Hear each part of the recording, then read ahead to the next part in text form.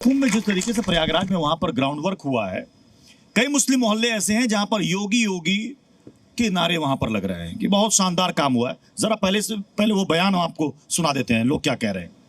बहुत अच्छा करवाए हैं शहर में, जो काम भी हुआ है बहुत अच्छा हुआ है। अच्छा, योगी जी को आप कितना नंबर देंगी विकास के काम नाम पे? 100 में हम तो 100 ही देंगे। 100 में 100 जी। किसी को कोई दिक्कत नहीं है, चाहे वो हिंदू हो या मुसलमान हो, मुसलमानों को कोई तकलीफ नहीं है, उनसे तो कोई दिक्कत नहीं है।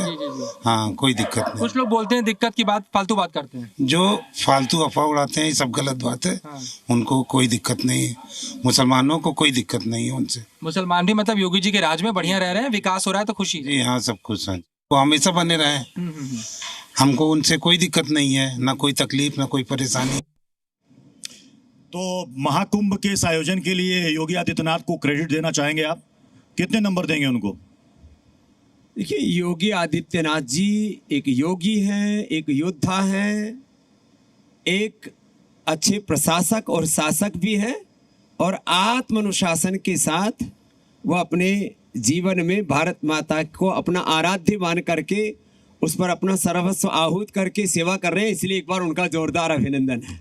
मतलब आप इस आयोजन के लिए क्रेडिट दे रहे हैं, श्रेय दे रहे हैं योगी आदित्यनाथ को? योगी आदित्यनाथ जी हमारे देश के प्रधानमंत्री जी अपने आप को सनातनी हिंदू कहने में गौरव अनुभव करते हैं। एक वक्त था जब लोग जो है अपने आप को हिंदू कहने में शर्माते थे। ये कोई शर्म की बात नहीं है, तो गौरव की बात है। भगवान ने, परमात्मा ने, उसको इस्लाम की दृष्टि से कहो, खुदा, अल्लाह, ऑलमाइटी, गॉड, कुछ भी बोलो, ईश्वर ने यदि हमें सनातन धर्म में जन्म दिया है तो ये हमारे जीवन का सबसे बड़ा सौभाग्य। हम राम कृष्ण के, हम गौतम कणाद जैमिनी पाणिनि पतंजलि के ऋषियों के हम वंशधर हैं। ये गौरव का भाव कम से कम सनातन के ये इस शासन में है। लेकिन अखिलेश यादव कह रहे हैं कि ये महाकुंभ को बीजेपी वालों ने पॉलिटिकल इवेंट बनाकर रख दिया है। सबसे बढ़िया और शानदार वर्ल्ड क्लास कुंभ का आयोजन 2013 में हमारे काल में हुआ था। उनका बयान आपको सुनाते हैं। अब बहुत बड़े पैमाने पे संत, महात्मा, गुरु, ऋषि, मुनि, बड़ी संख्या में लोग आए हैं कुंभ में। बड़ा आयोजन हो रहा है। मैं तो सभी साधु संत, ऋषि, मुनियों से यही प्रार्थना करूंगा कि जब वो जाएं तो अपने साथ किसी और को भी लेते जाएं यहां से, क्योंकि यहां पर बहुत लोग ऐसे जिनको जो काम नहीं करना चाहिए वो काम करना है।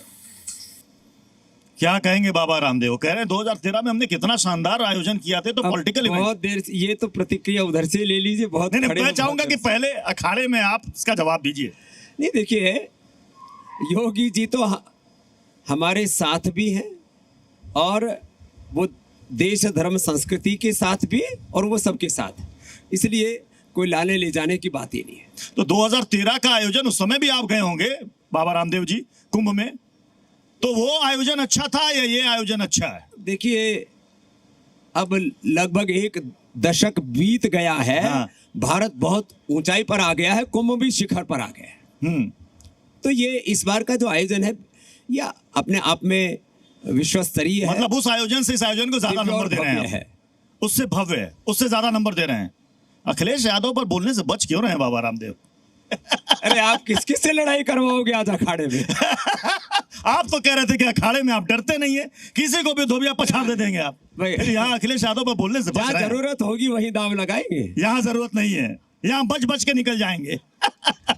चलिए, अब मैं फंसा नहीं रहा हूँ बाबा रामदेव। अब जरा सवाल उधर से भी हो जाए। विवेक, मैं आ रहा हूँ देशी। विवेक जी तब से कुछ सवाल करना चाहते हैं। विवेक जी।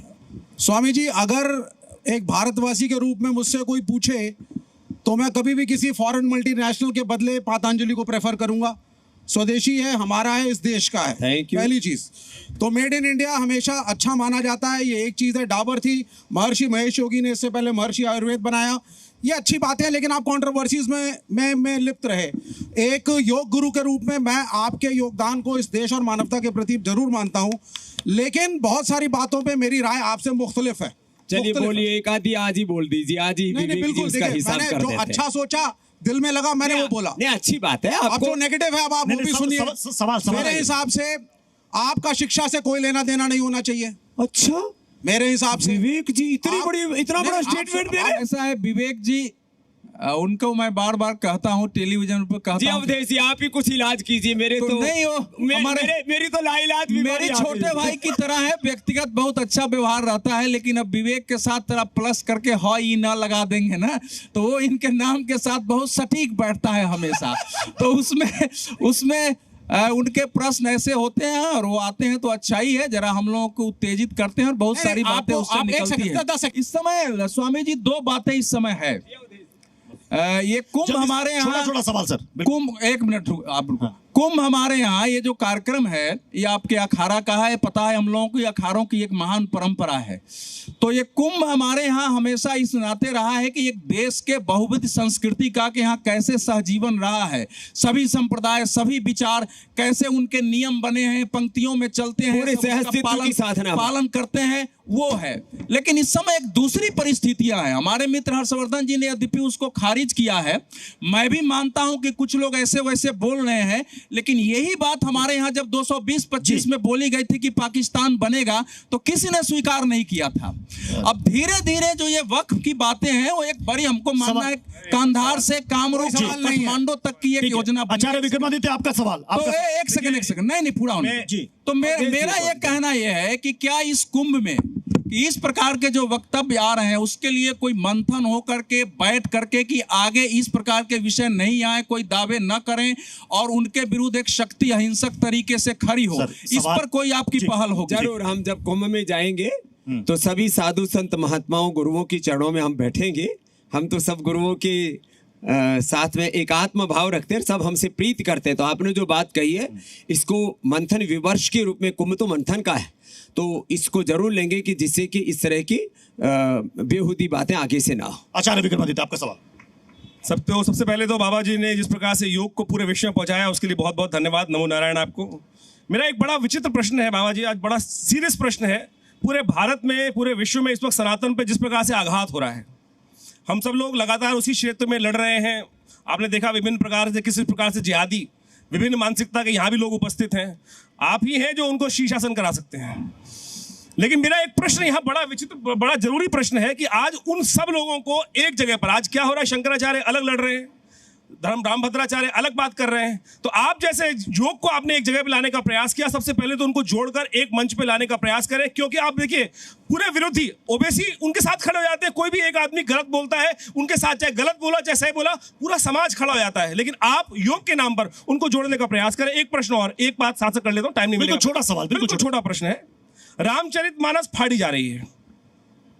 भारत के सनातन का जो संविधान है वो मनुस्मृति है, उसको भी फाड़ा जा रहा है। नहीं है, मैं कहूंगा, अरे आप सबसे पहले छोड़िए, मैं कहूंगा आप जैसे व्यक्ति के द्वारा, क्योंकि गुरुकुलम की आपने स्थापना करी है, बिल्कुल छोटा सवाल, बिल्कुल छोटा सवाल। आज उसकी शिक्षा देने का आपको प्रयास करना चाहिए। जवाब बाबा रामदेव से शिक्षा आपको देने का प्रयास करना चाहिए। बाबा रामदेव जी, मैं मनुस्मृति भारत सनातन का संविधान है। विवेक जी एक सेकंड, विवेक जी, आचार्य विक्रमादित्य आपने सवाल पूछ लिया, जवाब।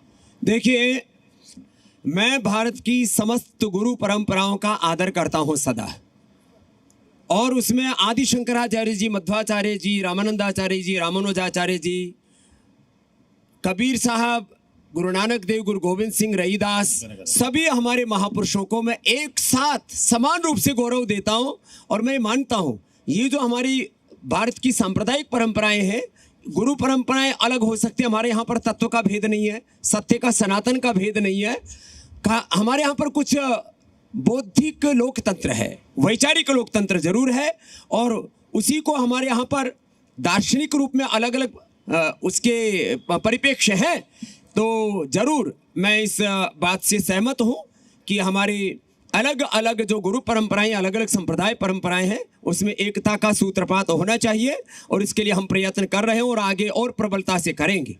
जहाँ तक रही बात हमारे सनातन विधान की, देश चलेगा संविधान से, लेकिन जीवन चलेगा हमारे सनातन विधान से, और उसका मूल ग्रंथ हमारा वेद है, और उसकी जितने भी शाखा ग्रंथ हैं, रामायण है, महाभारत है, श्रीमद् भगवत गीता है, रामचरितमानस है, पुराण है, इन सब के का भी वैसे ही आदर होना चाहिए जैसे कोई पूरी दुनिया में गुरु ग्रंथ साहब का अनादर नहीं कर सकता, कोई बाइबल का अनादर नहीं कर सकता, कोई कुरान का अनादर नहीं कर सकता, हमारे किसी भी सनातन के ग्रंथ का अनादर नहीं होना चाहिए। बस।